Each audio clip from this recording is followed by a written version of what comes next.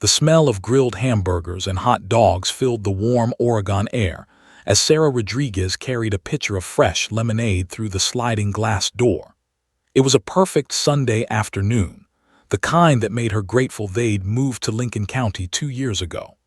The sky stretched endlessly blue above their property, and the sounds of laughter and conversation from their small gathering of neighbors created a soundtrack of pure contentment.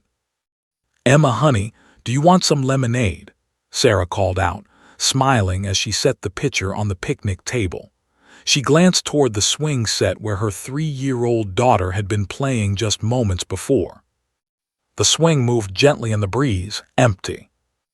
Emma's pink sandals sat abandoned in the grass beneath it, one turned on its side as if kicked off in a hurry. Sarah's smile faded. "Emma," her voice carried a note of curiosity rather than concern. The little girl was probably hiding behind the oak tree or chasing butterflies near the garden. She'd been obsessed with butterflies lately, pointing at everyone she saw with her tiny finger and squealing with delight. "Miguel, do you see Emma?" Sarah asked her husband, who stood at the grill flipping burgers with their neighbor, Tom Henderson. Miguel turned, spatula in hand, scanning the yard with mild interest. "She was just there a second ago. Emma." He set down the spatula and walked toward the swing set, his flip-flops slapping against the grass. Sarah moved faster now, her mother's intuition beginning to whisper warnings. She checked behind the oak tree. Nothing. The garden, empty. The side yard where Emma sometimes played with her toy kitchen, deserted. "Emma, this isn't funny, baby. Come out now." Sarah's voice pitched higher, and the conversations around the picnic table began to quiet. People sensed the shift in atmosphere, that electric change when something goes from playful to concerning. Miguel jogged toward the back fence, and that's when he saw it. The gate, the one he'd been meaning to fix for weeks, the one with the faulty latch that sometimes didn't catch properly, stood wide open. Beyond it stretched thousands of acres of dense Pacific Northwest forest, a wilderness so vast and unforgiving that experienced hikers got lost in it regularly. "Sarah," Miguel's shout wasn't a call, it was an alarm. "The gate's open." Time fractured into chaos. Sarah's scream, raw, primal, terrified, shattered the peaceful afternoon. "Emma!" She sprinted toward the gate, her sandals flying off as she ran. Miguel was already through it, crashing into the tree line, branches whipping his face as he shouted their daughter's name over and over. Tom Henderson pulled out his phone, dialing 911 with shaking fingers. His wife, Carol, grabbed her teenage sons. "Check the front yard, the driveway, the neighbors' yards, everywhere. Go." Within minutes, the scene transformed into organized pandemonium. 10 adults scattered across the property and into the forest edge, calling Emma's name until their voices went hoarse. Sarah ran back to the house, checking every room even though she knew Emma had been outside. The little girl's bedroom sat untouched, her stuffed animals arranged on the bed exactly as she'd left them that morning. By the time Detective Marcus Webb pulled into the driveway at 4:47 p.m., 23 people were searching. Sarah sat on the back porch steps, rocking back and forth, mascara streaming down her face. Miguel emerged from the woods, torn shirt, bleeding from a scratch across his cheek, eyes wild with panic. Webb was a 15-year veteran of the Lincoln County Sheriff's Office, a tall man with graying temples and the kind of calm demeanor that provided comfort in crisis. But he felt his stomach drop when he saw Emma's abandoned sandals still sitting in the grass. 3 years old, missing for nearly an hour now. Temperature would drop to the low 40s tonight. Thousands of acres of wilderness. "Mr. and Mrs. Rodriguez, I'm Detective Webb. I need you to tell me everything, starting from the last moment you saw Emma." His voice was steady, reassuring, professional. Inside, his mind was already calculating odds, calling in resources, preparing for the worst while hoping for the best. Sarah could barely speak through her sobs. She was on the swing. "I went inside for 2 minutes. 2 minutes, just to get the lemonade. When I came back," her voice broke completely. Miguel took over, his voice thick with guilt and terror. I was at the grill. I should have been watching. I got distracted talking. The gate, I didn't check if it latched properly. Oh God, this is my fault. Webb's radio crackled. Detective, we've got search and rescue staging. How do you want to proceed? He looked at the forest, at the golden afternoon light beginning to fade toward evening, at the terrified parents, at those tiny pink sandals. Tell them we're setting up a command post. Get me aerial support if available, all available deputies and volunteers. Tell them to bring flashlights. This is going into the night. Then he stepped closer to Sarah and Miguel, his voice dropping to something almost gentle. Listen to me. We're going to find your daughter. I've got the best team in the state about to mobilize, but I need you both to stay here at the house in case Emma finds her way back. Can you do that? Sarah nodded numbly, gripping Miguel's hand so hard her knuckles turned white. As Webb walked back to his vehicle to coordinate the search, he pulled out his phone and made one more call. The one he made when time mattered more than anything else, when a child's life hung in the balance. Officer Hayes, this is Detective Webb. I need you and Ranger out here now. We've got a missing 3-year-old girl and night's coming fast. The sun dipped lower on the horizon, painting the sky in shades of orange and pink, beautiful and terrible all at once. Somewhere in that vast darkness of trees and shadows, Emma Rodriguez wandered alone. The clock was ticking. The command post materialized in the Rodriguez's driveway with startling efficiency. Within 40 minutes of Detective Webb's call, 3 sheriff's vehicles, 2 fire department trucks, and a search and rescue trailer formed a semicircle of flashing lights that painted the peaceful neighborhood in alternating shades of red and blue. Neighbors emerged from their homes, drawn by the commotion, their faces etched with concern and the unspoken question, could this happen to my child? Webb stood at the center of it all, a topographical map of the area spread across the hood of his SUV, his finger tracing potential paths a scared 3-year-old might take. She's been missing 4 hours, he announced to the assembled team, his voice cutting through the overlapping radio chatter and anxious conversations. Temperatures dropping. We're losing light. I want teams of 3, no one goes in alone. Stay on your radios, check in every 15 minutes. Volunteer coordinator Lisa Martinez organized the civilians who kept arriving, teachers from Emma's preschool, parents from the neighborhood, complete strangers who'd heard about the missing girl and couldn't stay home. By 6:30 p.m., 47 people were searching, their voices creating an eerie chorus through the darkening forest. Emma Rodriguez, can you hear us? But the forest swallowed their calls, giving nothing back but silence. Sarah had moved from the porch to the kitchen window, her forehead pressed against the glass, watching the flashlight beams dance through the trees like desperate fireflies. Miguel stood beside her, his arm around her shoulders, both of them frozen in that awful limbo between hope and despair.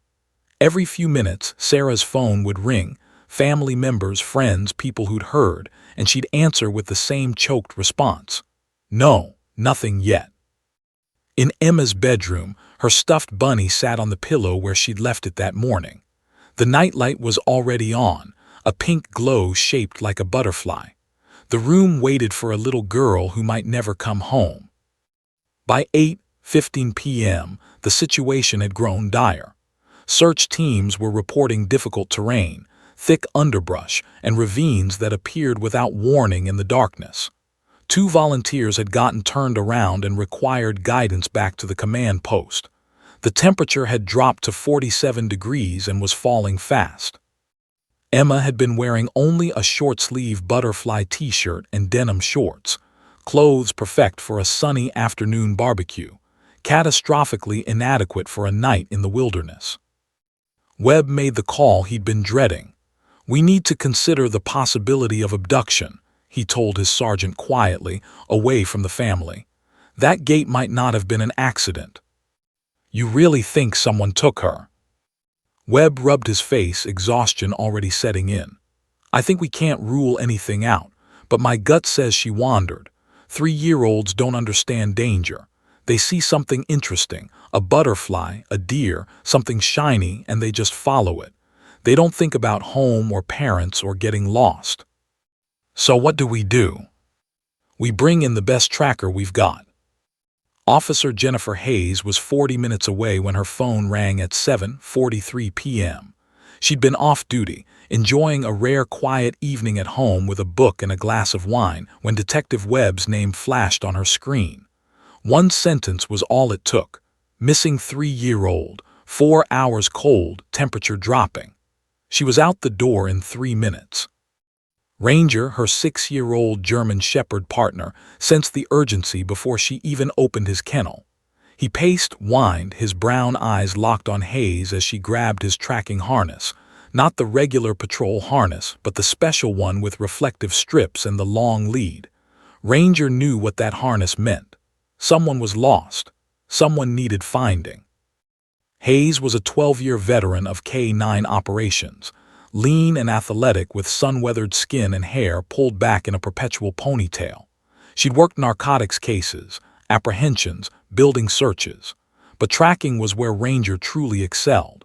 Dogs had up to 300 million olfactory receptors compared to a human's mere 6 million.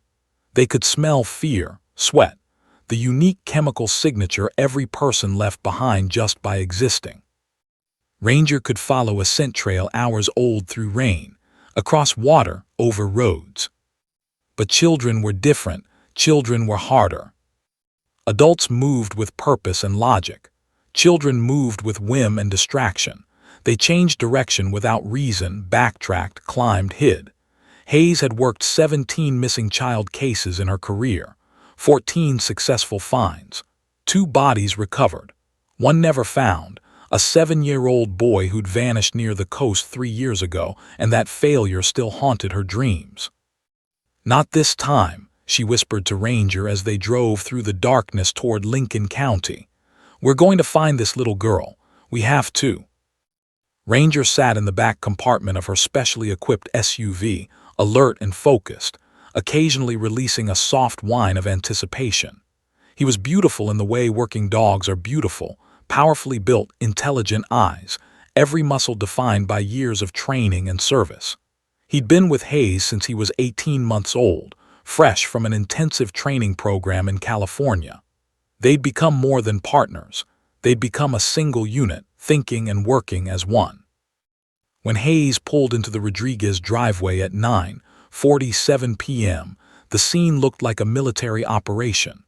Portable lights had been set up, casting harsh white illumination across the yard. The search teams were rotating, exhausted volunteers coming out of the forest while fresh ones prepared to go in. A news van had arrived, its satellite dish extended, a reporter doing a live shot that would air on the 10 o'clock news. Webb met Hayes at her vehicle, his face grim. 6 hours missing. We've covered about 2 square miles so far. Nothing. No signs, no clothing, no indication of direction. Hayes opened Ranger's compartment and the German Shepherd leaped out, immediately scanning the environment with professional intensity. "I need something with the child's scent. Unwashed clothing is best. Something she wore recently, slept with, played with." Sarah Rodriguez appeared from the house, moving like a ghost. In her arms she clutched a worn teddy bear, its fur matted from countless nights of hugs and tears. "This is Mr. Buttons. She sleeps with him every night, won't go to bed without him." Her voice cracked on the last word. Hayes took the bear gently, respectfully, like the precious artifact it was. "I'm going to bring your daughter home, Mrs. Rodriguez. Ranger has never failed me." It was a promise she shouldn't make. Every K-9 handler knew you never promised results. But looking at Sarah's devastated face, at Miguel standing hollow-eyed behind her, at that teddy bear that smelled like a missing child, Hayes couldn't help herself. She knelt beside Ranger, holding the bear to his nose. "Find her, boy, find Emma." Ranger's entire body changed. His nose worked furiously over the bear, drawing in the scent molecules, processing them through that incredible olfactory system, filing away the chemical signature that was uniquely Emma Rodriguez. His tail went rigid. His ears pitched forward, every muscle tensed with purpose. He'd locked on. Hayes clipped the 30-foot tracking lead to his harness, grabbed her pack filled with supplies, and turned to Webb. "We're going in. Tell your teams to give us space. I don't want their scent contaminating the trail. Radio check every 15 minutes. Copy that." Hayes took a breath, looked at the dark forest looming before them, and gave Ranger the command that started everything. "Such." German for search. Ranger lunged forward, pulling Hayes past the swing set, past the abandoned pink sandals, through the open gate, and into the wilderness where a tiny child waited in the darkness. Alive or dead, conscious or unconscious, terrified or beyond terror. The real search had finally begun. And time was running out. Ranger hit the trail like a missile. His nose dropped to the ground immediately past the gate, sweeping left to right in rapid arcs, processing scent molecules invisible to human senses. Officer Jennifer Hayes felt the familiar pull on the tracking lead, that specific tension that told her Ranger wasn't just searching, he was tracking. He'd found something. "Good boy," she murmured, her flashlight beam cutting through the darkness ahead. "Show me." Behind them, Detective Webb and 2 deputies followed at a respectful distance, their footsteps deliberately heavy to avoid surprising Hayes if she needed to stop suddenly. The forest swallowed them within seconds, the artificial lights of the command post fading, until they existed in a bubble of flashlight beams and shadows. The Douglas firs towered overhead like cathedral pillars, their branches blocking what little moonlight filtered through the clouds. The temperature had dropped to 43 degrees. Emma Rodriguez had been missing for 6.5 hours. If she was still alive, if she hadn't fallen into a ravine or succumbed to hypothermia or encountered any of the dozens of other dangers lurking in these woods, she would be terrified, confused, and desperate for her parents. Ranger moved with absolute confidence, occasionally pausing to thrust his nose into fallen leaves or low-hanging branches, recalibrating the scent trail. Dogs tracked in 3 dimensions: ground scent, air scent, and disturbed vegetation. Emma's unique chemical signature lingered wherever she touched, wherever her breath had drifted, wherever the oils from her skin had transferred to leaves and bark. "She definitely came this way," Hayes called back to Webb, watching Ranger's body language. His tail remained high and rigid, the classic indicator of a hot trail. "He's locked on." They'd covered maybe 100 yards when Ranger suddenly veered right, pulling Hayes off what had seemed like a clear path deeper into the forest. She stumbled over a hidden root, caught herself, and trusted her partner's instincts. Ranger knew something she didn't. 20 feet to the right, she saw it. A small scuff mark in the dirt, the pattern consistent with a child's bare foot. Emma had lost her sandals in the backyard, which meant she'd been walking through this forest with no shoes, her delicate feet exposed to rocks, thorns, and rough terrain. "Webb, we've got a barefoot track here," Hayes reported into her radio, marking the spot with a piece of reflective tape from her pack. "She's definitely out here." The radio crackled back. "Copy that. Any indication of direction?" Hayes looked ahead to where Ranger was already pulling forward, impatient to continue. "Northeast, heading deeper into the wilderness area." That was bad news. Northeast led away from civilization, away from the county road that marked the eastern boundary of the search area, toward the heart of thousands of acres where even experienced hikers rarely ventured. If Emma had kept walking in that direction for 6 hours, she could be anywhere. But Ranger didn't care about geography or probabilities. He cared about the scent trail, and he followed it with unwavering determination. They pushed forward, the terrain growing more difficult. Fallen logs blocked their path, requiring Hayes to help Ranger over or find a way around while keeping the tracking lead from tangling. Thick underbrush grabbed at her pants, thorns catching and ripping. Behind her, she could hear Webb breathing hard, the deputies struggling to keep pace. "How far do you think she could have gotten?" Webb called out, his voice strained. Hayes didn't slow down. 3-year-olds can cover surprising distances when they're panicked. I worked a case in Idaho where a 4-year-old traveled almost 3 miles in 4 hours. They don't get tired the way adults do. They just keep moving until they can't anymore. And then they hide. They find somewhere that feels safe, under a log in a hollow behind rocks, and they stay there. It's called negative behavior. They hear people calling their names, but they're so scared of strangers that they don't respond. They think hiding will keep them safe. It was the cruelest aspect of missing child cases. Sometimes rescuers walked right past children who remained silent and hidden, too frightened to reveal themselves even to people trying to save them. Ranger suddenly accelerated, pulling harder on the lead. Hayes's pulse quickened. He's got something strong here. Emma probably stopped at this spot for a while. The beam of her flashlight caught something pale in the underbrush ahead. She moved closer, her heart hammering, praying it wasn't what she feared. It was a small piece of fabric, butterfly-patterned, about 2 inches square, torn from Emma's shirt. "We've got clothing," Hayes reported, her voice tight. "Piece of her shirt. Trail is definitely getting fresher." Sarah Rodriguez's voice crackled over the radio. Someone had given her access to the command post frequency. Is my baby okay?"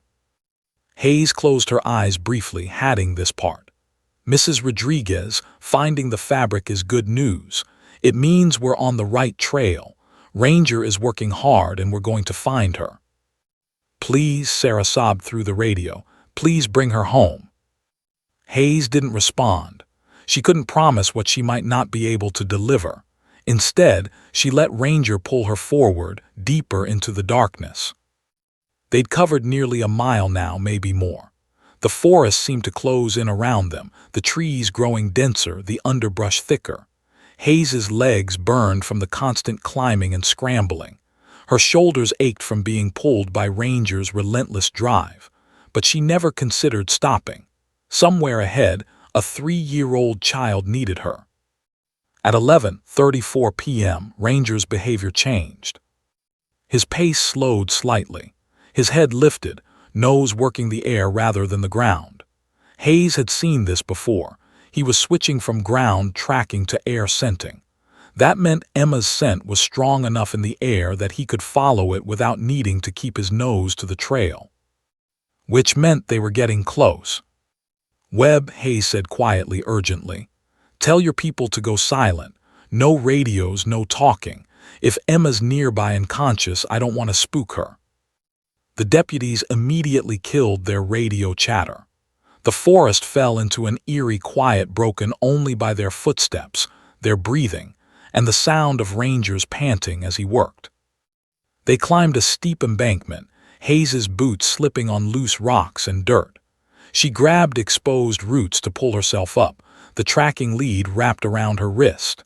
At the top, the terrain leveled out briefly before dropping away again into what looked like a ravine.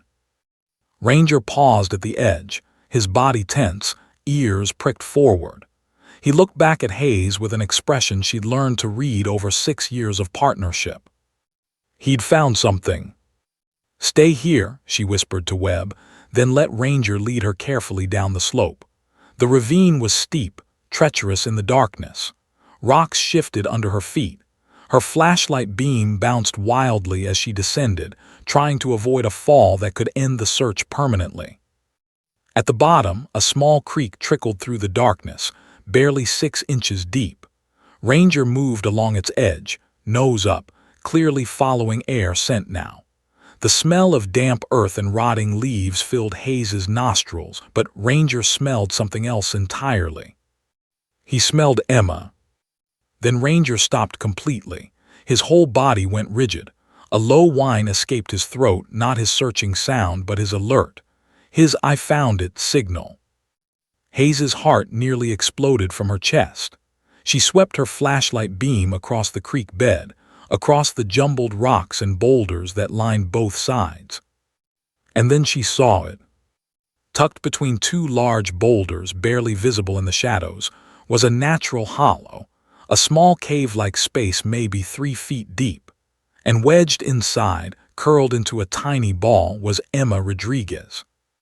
"Webb," Hayes's voice cracked with emotion. "I've got her, I've got her." She dropped to her knees, scrambling toward the hollow, her hands shaking as she reached inside. Emma's skin was ice cold, her lips tinged with blue, her breathing shallow and rapid. The little girl's eyes were closed, her body limp. But she was alive. Hayes pulled off her jacket, wrapping it around Emma's tiny frame. "Emma, honey, can you hear me? Your mommy and daddy sent me to find you. You're safe now." No response. Emma's head lolled against Hayes's chest. "I need medical now," Hayes shouted into her radio.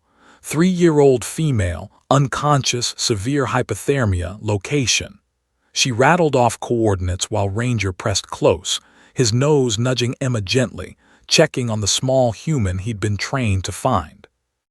Emma's eyes fluttered open briefly, confused, unfocused, terrified. They landed on Ranger's face, on his dark eyes and pointed ears. The little girl's chapped lips moved, forming 2 words so quiet Hayes almost missed them. "Big's doggy." Then Emma's eyes closed again. But it was enough, those 2 words, that tiny moment of recognition. Emma had seen her rescuer and she wasn't afraid. Hayes cradled the child against her chest, feeling Emma's weak heartbeat, and finally let the tears come. They'd found her. Ranger had done it again. Getting Emma out of the ravine became a race against time and terrain. Officer Hayes cradled the unconscious child against her chest, feeling how dangerously cold Emma's body had become. The little girl weighed maybe 30 pounds, but climbing back up that steep embankment while carrying her would be nearly impossible in the darkness. Hayes's legs still trembled from the descent, and now adrenaline was fading, replaced by the crushing reality of their situation. "Webb, I need help down here," Hayes called up, her voice echoing off the rocks. "She's hypothermic and unconscious. We need a medevac, but I don't know if a helicopter can get down into this ravine." Detective Webb appeared at the top of the slope, his flashlight beam finding Hayes and Emma below. "Jesus," he breathed, seeing the tiny form wrapped in Hayes's jacket. He immediately grabbed his radio. "This is Webb. We have the child. She's alive but critical. I need paramedics to our location now and get a helicopter in the air. We're in a ravine approximately 2 miles northeast of the Rodriguez property." The radio exploded with activity. Voices overlapped, dispatch coordinating emergency services, search teams repositioning, someone crying in the background. Through it all, Hayes heard Sarah Rodriguez's scream of relief. "She's alive. My baby's alive." But alive didn't mean safe. Emma's breathing had become more labored, her lips an alarming shade of blue-purple that Hayes's flashlight illuminated with cruel clarity.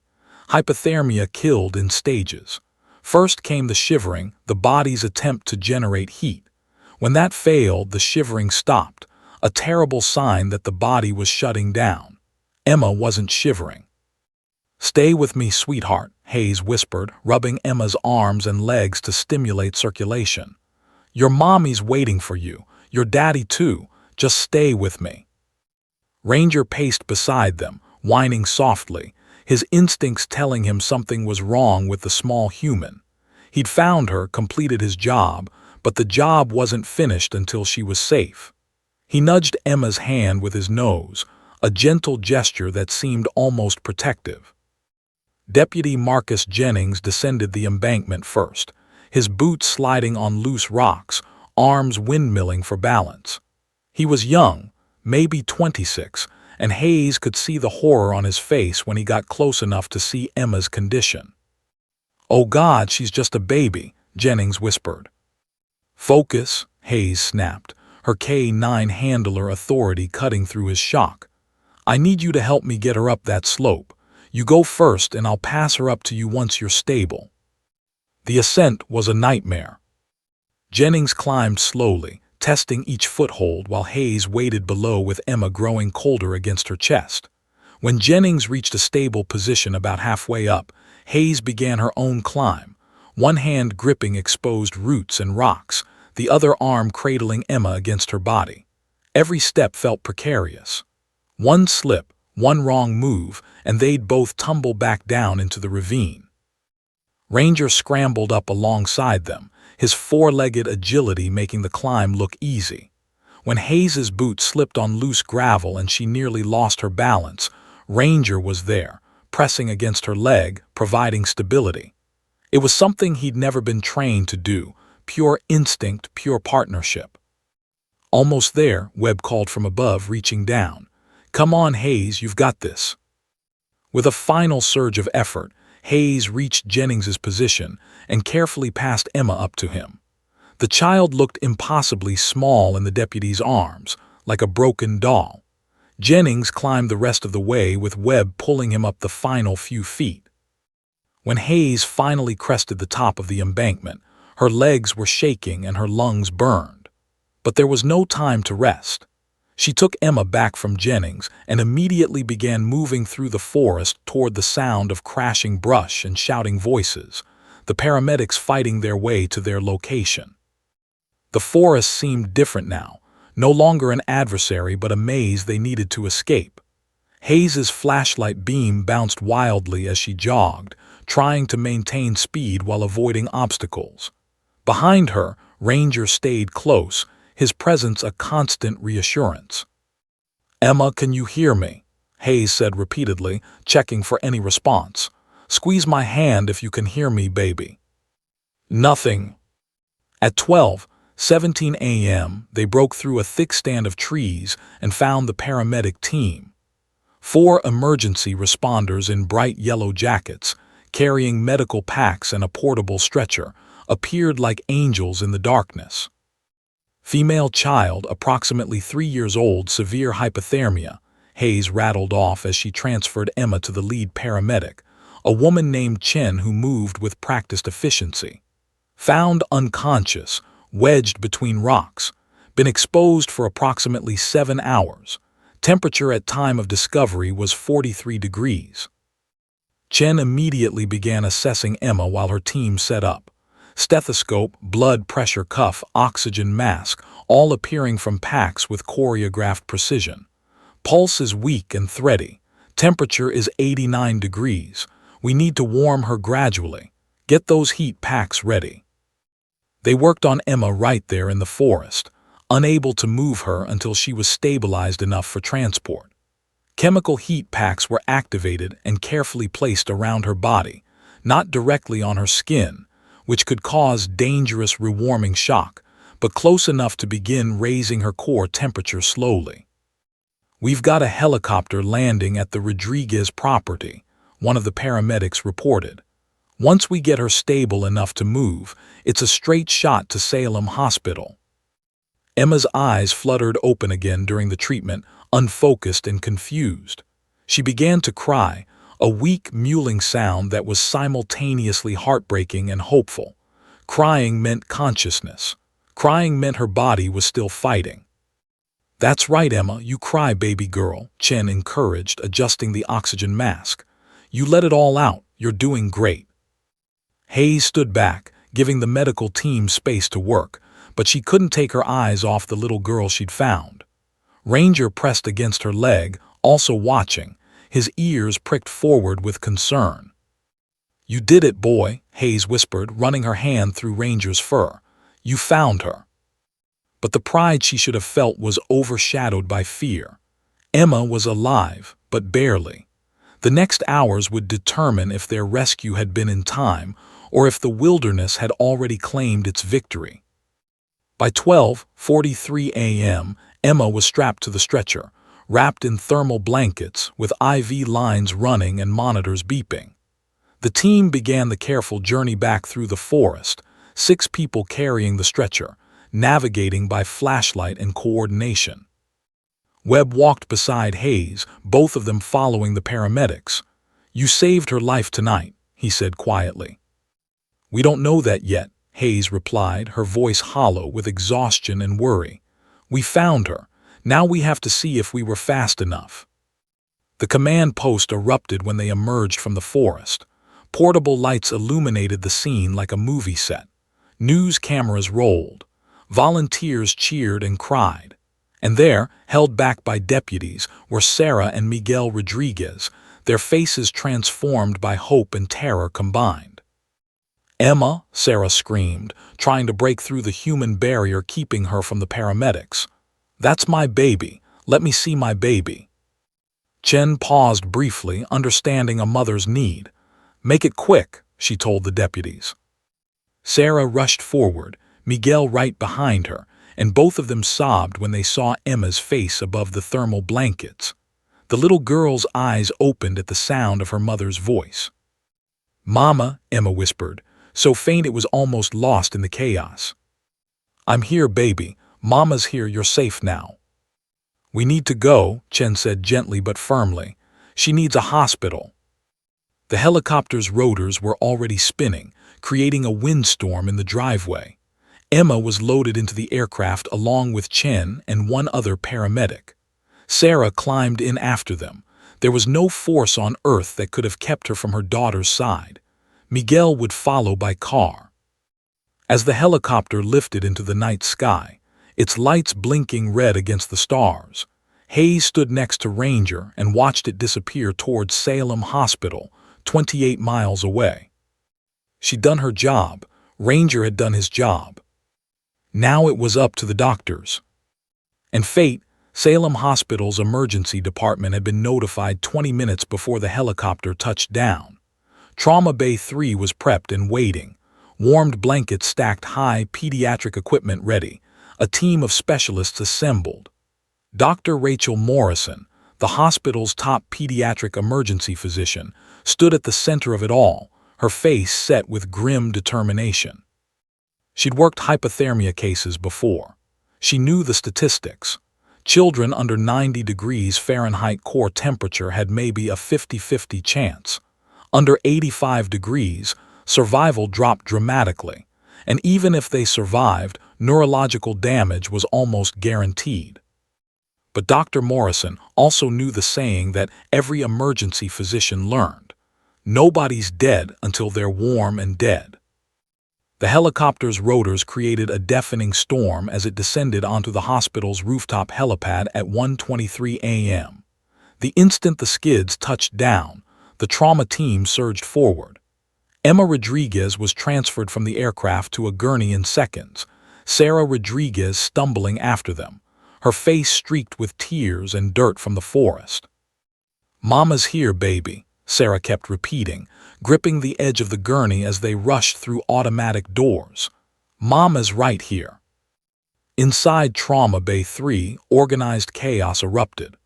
12 hands moved simultaneously, cutting away Emma's torn clothing, attaching monitor leads, inserting additional IV lines, placing temperature probes. The machines beeped frantically, painting a dire picture in numbers and graphs. "Core temperature 87.3, a nurse called out. "BP 60/40, another added. "Heart rate 132 and irregular." Dr. Morrison leaned over Emma's small form, her stethoscope pressed against the child's chest. The heartbeat was weak, erratic, the sound of a body fighting desperately to survive. Emma's skin had taken on a grayish pallor, her lips still that terrible blue-purple despite the oxygen mask. "Start active rewarming," Morrison ordered. "Warm IV fluids, warmed humidified oxygen, and prep the isolette with radiant heat. Careful and gradual. I don't want rewarming shock. And somebody get me a pediatric neurologist down here now." Sarah stood pressed against the wall, forced back by the medical team but unable to leave. Her hands covered her mouth, stifling sobs as she watched strangers work to save her daughter's life. A social worker appeared beside her, offering quiet support, but Sarah barely registered her presence. All she could see was Emma, tiny, broken, dying Emma. "Is she going to make it?" Sarah whispered, though she wasn't sure anyone heard her over the controlled chaos. Dr. Morrison glanced up, her eyes meeting Sarah's for just a moment. "We're doing everything we can." It wasn't the reassurance Sarah desperately needed, but it was honest. And honesty was all Morrison could offer. For the next 47 minutes, the trauma team fought for Emma's life. Warmed saline dripped through her IV. Heated oxygen filled her lungs. The isolette, a specialized warming bed, surrounded her with controlled heat. Slowly, agonizingly slowly, her core temperature began to rise. 87.8 degrees. 88.2. 88.9. But Emma remained unconscious, her body limp, unresponsive to stimulation. Morrison performed a series of neurological tests, her face growing more concerned with each one. Reflexes were sluggish. Pupil response was delayed. The longer Emma remained unconscious, the higher the chance of permanent brain damage. Miguel arrived at 2:07 a.m., having broken every speed limit between Lincoln County and Salem. He burst into the trauma bay, his shirt still torn from searching the forest, and immediately grabbed Sarah, pulling her into his chest. They stood together, watching, praying, bargaining with God or the universe or anyone who might be listening. At 2:34 a.m., Emma's eyes opened. It wasn't a dramatic awakening like in movies. Her eyelids simply fluttered, confusion clouding her gaze as she tried to process the bright lights, the beeping machines, the strangers surrounding her. Her mouth moved, trying to form words, but the oxygen mask muffled any sound. "Emma," Sarah lunged forward, but a nurse gently restrained her. "Baby, it's Mama." Dr. Morrison leaned close, removing the oxygen mask temporarily. "Emma, can you hear me? You're in the hospital, you're safe. Can you tell me your name?" Emma's eyes rolled, unfocused, terrified. She began to cry, a stronger sound now than the weak mewling from the forest. Her tiny hands reached up, grasping at nothing. "Mama," Emma whimpered. "Want Mama." "I'm here," Sarah pushed past the nurse, taking Emma's hand. "I'm right here, baby. You're safe now." Dr. Morrison continued her assessment, asking simple questions. "Emma, how old are you? Can you show me with your fingers?" Emma held up 3 fingers, her hands shaking. "That's perfect, Emma. You're such a brave girl. Do you remember what happened? Do you remember being in the forest?" Emma's face crumpled, fresh tears streaming down her cheeks.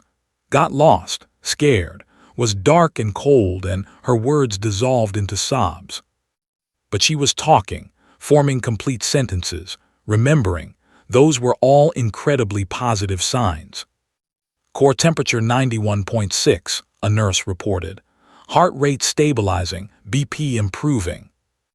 Morrison allowed herself the smallest smile. "Let's get her moved to pediatric ICU. I want continuous monitoring for the next 24 hours, but I think she's going to pull through." The relief that flooded through Sarah and Miguel was so powerful it nearly knocked them both to the floor. Miguel actually did sink down, his legs giving out, sitting hard on the hospital floor with his head in his hands, sobbing. They'd gotten their daughter back. Emma was transferred to the pediatric intensive care unit, a quieter space with softer lighting and toys on the walls. Sarah refused to leave her side, climbing into the hospital bed and carefully wrapping her arms around her daughter. Emma curled against her mother's chest, thumb in her mouth, exhausted but alive. Miguel sat in a chair beside the bed, holding Emma's free hand, occasionally raising it to his lips to kiss her fingers. None of them spoke. Words felt inadequate for what they'd been through, what they'd almost lost. At 6:47 a.m., there was a soft knock on the door. Officer Jennifer Hayes stood in the hallway, still wearing her mud-stained uniform from the search, Ranger sitting obediently at her side. She looked exhausted, dark circles under her eyes, dirt smudged on her face, her hair falling loose from its ponytail. But she'd driven straight to the hospital after giving her statement to Detective Webb. She needed to see Emma alive with her own eyes, needed to know the story had a happy ending. "Is it okay if we come in?" Hayes asked quietly. "I wanted to check on Emma." Sarah's face transformed with gratitude. She slid carefully off the bed, trying not to disturb Emma, and crossed the room to embrace Hayes. a fierce hug from a mother to the woman who'd saved her child's life. "Thank you," Sarah whispered against Hayes's shoulder. "Thank you for bringing my baby home." "Ranger did most of the work," Hayes replied, her voice thick with emotion. At the sound of Ranger's name, Emma stirred. Her eyes opened, focusing slowly on the doorway where the large German shepherd sat patiently. Recognition sparked in her expression, a memory from the dark forest, from that terrifying night that was already becoming fragmented in her young mind. Emma's face broke into a weak smile. She raised one tiny hand, pointing directly at Ranger with a finger no bigger than a crayon. "Big Doggy," she said clearly, her voice stronger now. "Big Doggy found me." Those two words. So simple, so innocent, so perfectly childlike. But they captured everything: the fear and the rescue, the darkness and the light, the loss and the finding. A 3-year-old's way of understanding what had happened, what the magnificent animal in the doorway had done for her. Hayes felt tears streaming down her face. She knelt beside Ranger, wrapping her arm around his neck. "That's right, Emma, the big doggy found you." Ranger, sensing he was being discussed, wagged his tail and let out a soft, happy bark. Emma laughed, an actual laugh, and it was the most beautiful sound Sarah and Miguel had ever heard. The nightmare was over. Their daughter was home. And 2 words, Big Doggy, would forever represent the miracle of survival, the power of hope, and the unbreakable bond between humans and the extraordinary animals who serve alongside them. Emma Rodriguez spent 3 days in Salem Hospital's Pediatric Intensive Care Unit. The first 24 hours were critical, doctors monitoring her brain function, checking for organ damage, watching for the delayed complications that hypothermia could cause even after a victim appeared to be recovering. Dr. Morrison ordered a battery of tests: MRIs, CT scans, blood work every 4 hours, neurological assessments that measured Emma's cognitive function. Sarah never left her daughter's bedside. A nurse brought her a cot, clean clothes, toiletries, but Sarah barely used them. She existed in a strange limbo between gratitude and trauma, unable to fully process what had happened. Every time Emma slept, Sarah would jolt awake in panic, reaching out to touch her daughter's warm skin, to confirm she was real and alive and breathing. Miguel rotated between the hospital and home, handling the logistics of their disrupted lives, calling his workplace, managing the flood of concerned messages, arranging for Emma's older brother to stay with his grandmother. But mostly, he sat in that hospital room watching his daughter sleep, replaying those terrible hours in his mind, torturing himself with what-ifs and if-onlys. The gate, that damn gate he'd been meaning to fix for weeks. By day 2, Emma's condition had stabilized remarkably. Her core temperature remained normal. The frostbite on her feet was minor. She'd escaped permanent damage despite walking barefoot through the forest for hours. The cuts and bruises covering her small body were superficial, already beginning to heal. Most miraculously, the neurological tests came back clean. No brain damage, no cognitive impairment. Against all odds, Emma had survived without lasting physical harm. But the emotional scars would take longer to heal. Emma woke screaming from nightmares multiple times each day. She was terrified of the dark, requiring every light in the hospital room to stay on constantly. She refused to let Sarah out of her sight, even when her mother needed to use the bathroom. Separation anxiety, the child psychologist explained, completely normal after such trauma. "She'll need therapy," the psychologist told Sarah and Miguel gently. "Play therapy, probably for several months. What Emma experienced was profoundly traumatic. She's going to need help processing it." On the afternoon of day 2, Officer Hayes returned with Ranger. She'd cleared it with hospital administration first. Therapy dogs were allowed in pediatric wards, and Ranger was technically certified for such visits as part of his training. But this was different. This wasn't a random comfort visit. This was a reunion between a rescued child and her rescuer. Emma was awake when they arrived, propped up in bed with stuffed animals surrounding her, picking at a lunch tray of macaroni and cheese. She looked better. Color had returned to her cheeks, the blue tinge gone from her lips. She wore pink pajamas printed with unicorns, a bandage on her left foot, and a hospital bracelet that seemed too large for her tiny wrist. When Ranger padded into the room, Emma's entire face illuminated. "Big doggy," she squealed, bouncing excitedly in the bed despite her mother's gentle attempts to calm her. "Mama, it's the big doggy." Hayes smiled, giving Ranger the command to approach. The German Shepherd moved slowly, carefully, sensing the need for gentleness around this small human. He placed his front paws on the edge of the hospital bed, bringing himself up to Emma's level. Emma reached out with both hands, burying her fingers in Ranger's thick fur. She pressed her face against his neck, breathing in his scent, earth and dog and safety. Ranger remained perfectly still, patient, accepting the child's affection with the dignity of a creature who understood his own importance. "He saved you, didn't he, sweetheart?" Sarah said softly, her own hand reaching out to stroke Ranger's head. "This brave dog found you in the forest." Emma nodded vigorously. "I was lost, really, really lost, and scared. There were scary sounds and it was dark and cold and I wanted you so bad." Her voice trembled with the memory. "And then the big doggy came and I wasn't scared no more." Hayes felt her throat tighten with emotion. "Ranger knew you needed help. He followed your scent all through the forest until he found you." "He's magic," Emma declared with the absolute certainty only a 3-year-old could possess. "He's a magic doggy." Miguel laughed, his first real laugh in 3 days. "Yeah, sweetheart, he kind of is." The visit lasted 30 minutes, with Emma talking nonstop to Ranger, showing him her stuffed animals, sharing her macaroni and cheese, which Hayes politely discouraged, and repeatedly saying "big doggy" with pure joy in her voice. Before leaving, Hayes knelt beside Emma's bed. "You're a very brave girl, Emma, braver than a lot of adults I know. You survived something really scary and I'm so proud of you." Emma's face grew serious. "Can the big doggy come live with me?"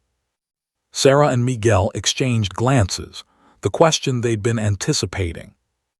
"Ranger has to work," Hayes explained gently. "He helps find other people who get lost just like he found you, but I promise we'll visit you lots and lots. Would that be okay?" Emma considered this, then nodded solemnly. "Okay, but I'm gonna get my own doggy, a big one like Ranger." "I think that can be arranged," Miguel said, smiling at Sarah. That evening, as Emma slept peacefully for the first time without nightmares, a local news crew requested an interview with the Rodriguez family. Sarah initially refused. They needed privacy, time to heal, but Miguel had a different perspective. "Other families need to hear this story," he argued quietly, standing in the hallway outside Emma's room. "Other parents need to know about K-9 units, about how important they are. What if Emma's story helps fund better training, better equipment? What if it saves another child's life?" Sarah understood. She'd been thinking the same thing. They agreed to one interview. The segment aired the following evening on the local 6 o'clock news, then was picked up by the regional network, then went national. The story had everything: a missing child, a desperate search, a heroic dog, and a miracle ending. But it was Emma's words that captured hearts across the country. "Big doggy found me," she told the reporter, her voice high and sweet, her small hand gesturing to demonstrate size. Those 2 simple words, spoken with such innocent gratitude. The clip went viral. Within 24 hours, the video had 3 million views, then 10 million. News outlets from CNN to BBC requested permission to use the footage. Social media exploded with shares, comments, and reactions. People who never thought about police K-9 units suddenly understood their value. Donations started pouring into police departments across the country, specifically designated for K-9 programs. Big Doggy became a hashtag, a meme, a symbol. But more than that, it became a rallying cry for a community that wanted to give back, to support the four-legged heroes who asked for nothing but a chance to serve. Sarah Rodriguez sat in Emma's hospital room, reading through hundreds of messages on her phone, strangers offering support, sharing their own rescue stories, thanking Hayes and Ranger. An idea began forming in her mind. If 2 words from her daughter could touch this many hearts, what could they do with that momentum? What if Emma's nightmare could become something beautiful? What if Big Doggy could change everything? On day 3, Dr. Morrison signed Emma's discharge papers. The little girl bounced out of Salem Hospital holding her mother's hand, a new stuffed German Shepherd tucked under her arm, a gift from the hospital staff. She was going home. She was safe. And she would never forget the Big Doggy who saved her life. 3 weeks after Emma Rodriguez came home from the hospital, Sarah sat at her kitchen table surrounded by paperwork she barely understood. Nonprofit incorporation forms, tax documents, fundraising guidelines. Her laptop screen displayed a GoFundMe page she'd created at 2 a.m. during one of Emma's nightmares, when she couldn't sleep and needed to channel her gratitude into something tangible. The page was titled Emma's K9 Fund, honoring the Big Doggy who saved her life. Sarah had set an initial goal of $5,000, enough to donate some equipment to the Lincoln County Sheriff's Office K9 unit, maybe a new harness for Ranger, some training supplies, a small thank you to the program that had given her daughter back. That goal was reached in 47 minutes. By the end of the first day, they'd raised $47,000. Now, 3 weeks later, the fund stood at $203,847 and climbing.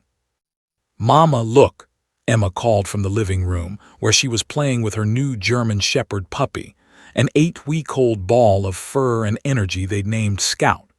The puppy had been a joint decision, recommended by Emma's therapist as part of her healing process.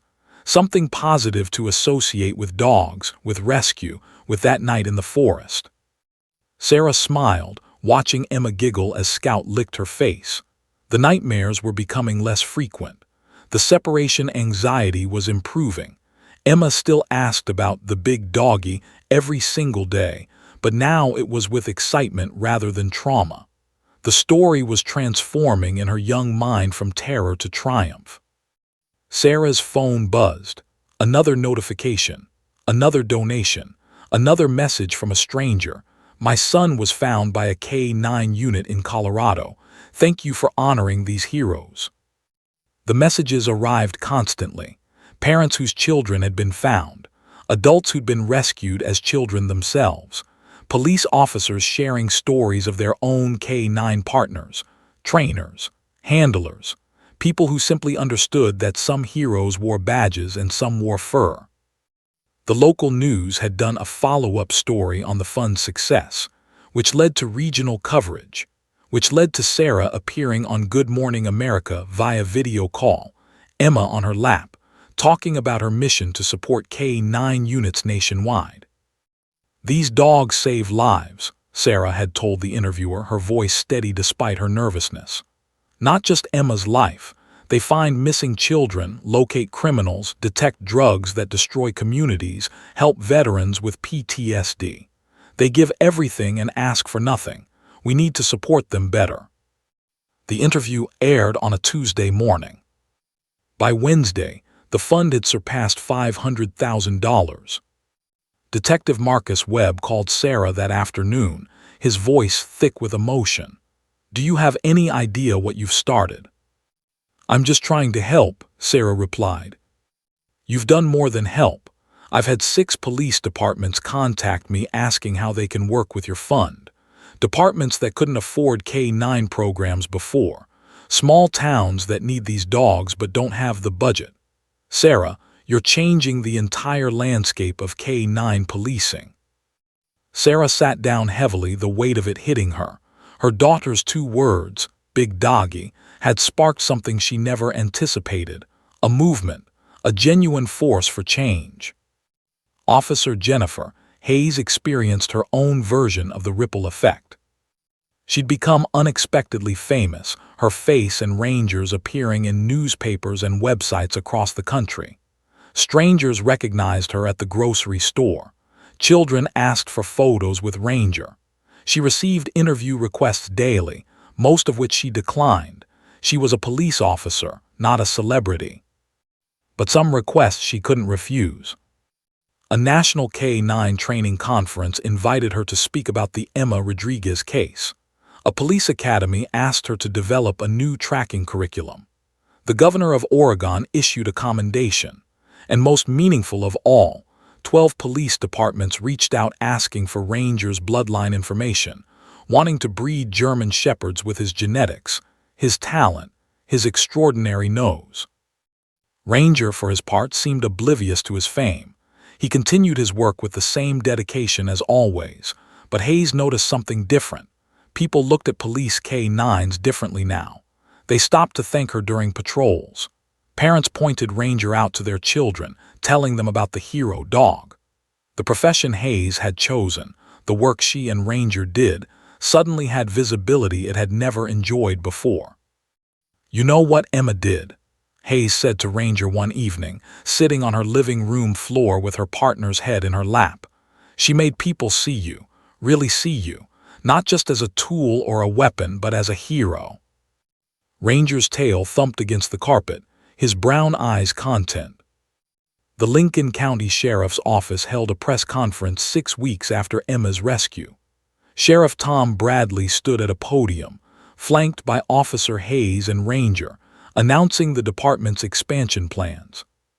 "Thanks to Emma's K-9 fund and the incredible generosity of this community and nation," Sheriff Bradley began, his voice carrying across the assembled crowd of reporters and residents, "we are expanding our K-9 unit from 1 dog to 4. We're adding 2 tracking specialists and 2 narcotics detection dogs. Additionally, we're establishing a regional K-9 training center that will serve departments across Oregon." Applause erupted, cameras flashed. Sarah and Miguel stood at the back of the room, Emma between them holding Scout's leash. The puppy sat obediently. They'd been working with a trainer 3 times a week, and Emma beamed with pride. "Our big doggy is famous," Emma whispered to Scout, as if sharing a secret. But the impact extended far beyond Oregon. Police departments in Idaho, Washington, and California reported significant increases in K-9 program funding. A senator in Montana introduced legislation to provide federal grants for small-town K-9 units, calling it Emma's Law in his proposal. Training facilities saw enrollment spike. Breeding programs for police dogs had waiting lists for the first time in years. And it all traced back to 2 words: Big Doggy. A 3-year-old's simple description of her rescuer had somehow captured the nation's imagination and opened hearts and wallets in ways that policy papers and statistics never could.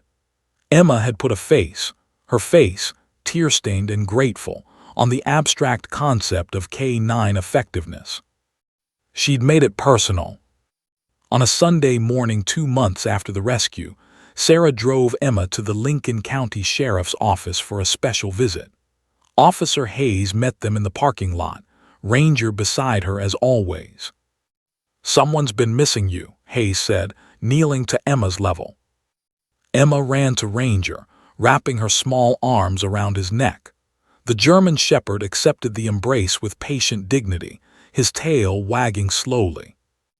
"I brought him treats," Emma announced, pulling a bag of dog biscuits from her pocket. "Mama said I could." Hayes smiled. He'd love that. As Emma fed Ranger treats, carefully placing each one on his nose before giving him permission to eat, a trick Hayes had taught her, Sarah stood beside Hayes, both women watching the interaction. "I got an email yesterday from a mother in Tennessee," Sarah said quietly. "Her son has been missing for 3 days. She said reading Emma's story gave her hope, that she was praying for her own big doggy to find him." Hayes felt the familiar tightness in her chest.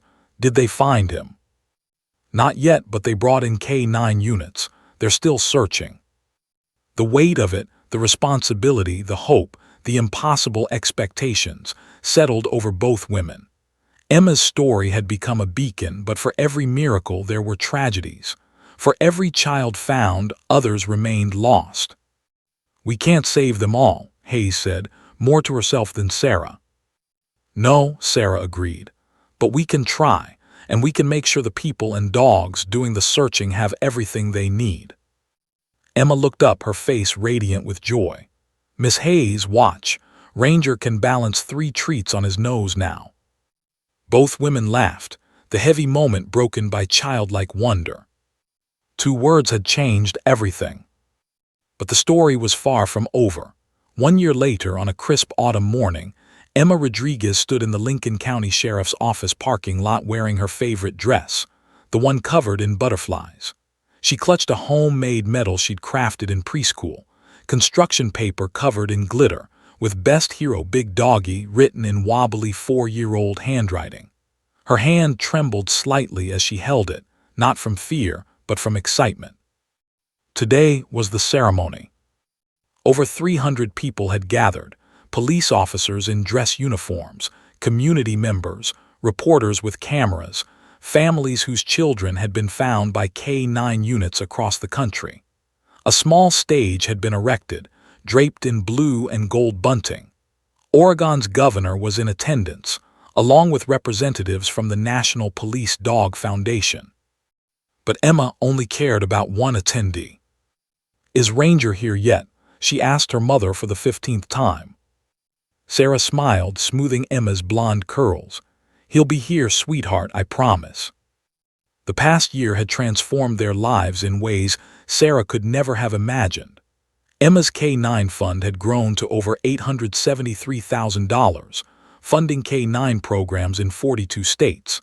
They'd purchased equipment, funded training, helped small departments afford their first police dogs.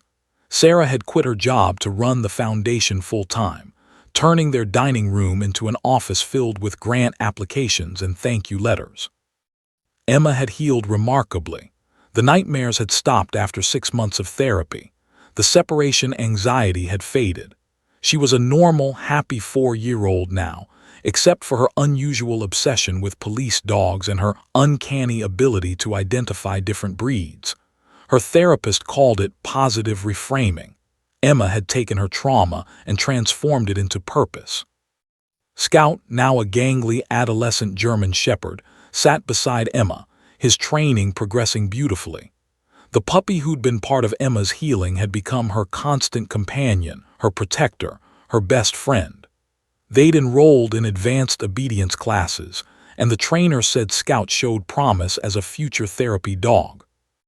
"Ladies and gentlemen," Sheriff Tom Bradley's voice boomed across the parking lot as he took the stage. "Thank you for joining us today as we honor extraordinary service and bravery." The crowd quieted, all eyes turning to the stage. 1 year ago, this community experienced every parent's nightmare.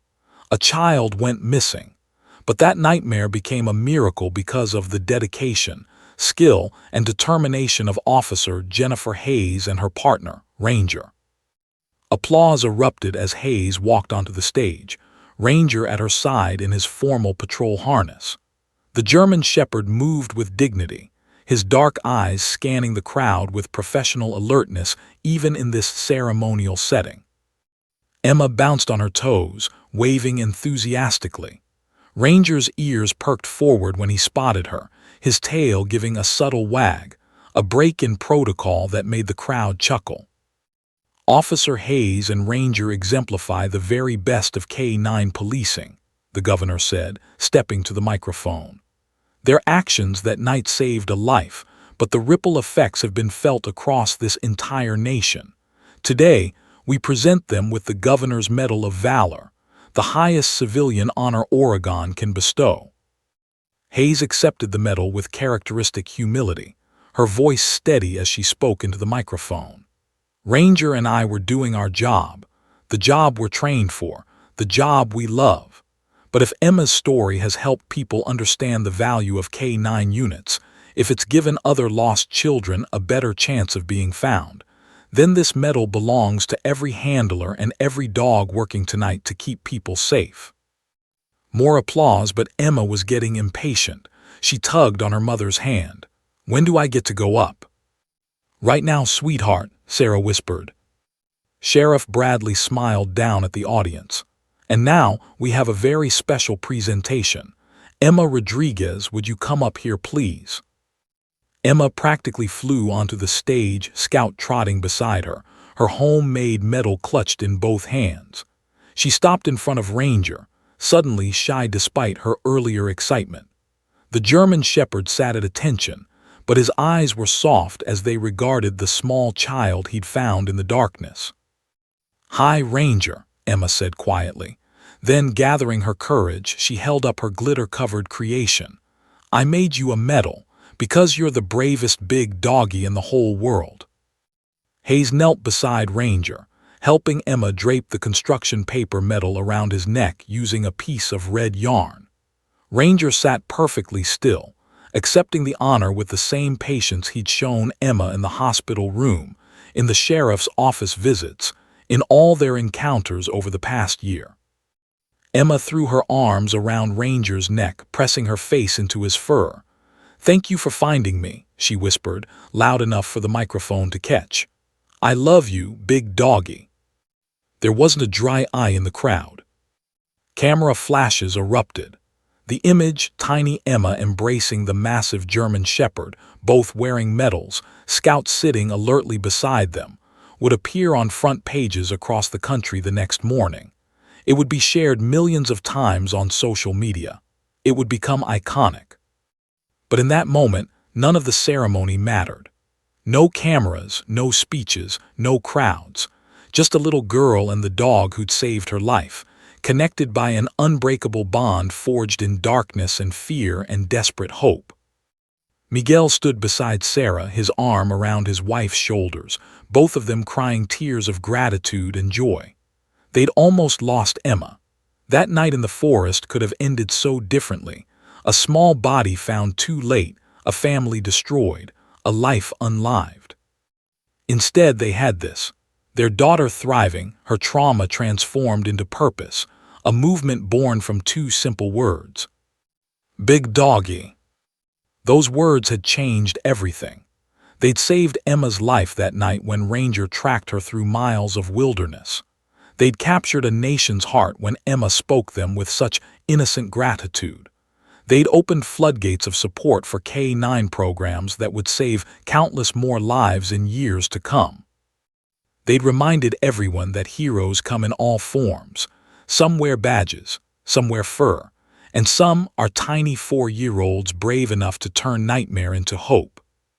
As the ceremony concluded and the crowd mingled, Emma sat on the stage with Ranger and Scout on either side of her, posing for photos and answering reporters' questions with the confident ease of a child who'd done this many times before. "What do you want to be when you grow up?" a journalist asked. Emma didn't hesitate. A police officer with a big doggy, just like Miss Hayes and Ranger. Hayes, standing nearby, felt her heart swell. The torch was being passed to the next generation, inspired by a miracle and motivated by gratitude. That evening, as the Rodriguez family drove home, Emma fell asleep in her car seat, Scout's head resting on her lap, still wearing her butterfly dress and clutching Ranger's official citation in her small hand. Sarah glanced back at her daughter, then at Miguel. "We almost lost her." "But we didn't," Miguel replied, his voice thick with emotion. "Because of Ranger, because of Hayes, because of two words that changed everything." "Big doggy," Sarah whispered. And somewhere across the city, in dozens of cities, in hundreds of departments nationwide, K-9 handlers loaded their partners into patrol vehicles and headed out for another shift. Tracking dogs, detection dogs, patrol dogs, each one trained, dedicated, ready to find the lost, protect the vulnerable, and serve without asking for anything in return. Heroes with cold noses, warm hearts, and an unbreakable commitment to the humans they'd sworn to protect. All because of 2 words. All because one little girl survived to tell her story. All because a big doggy never gave up. The end.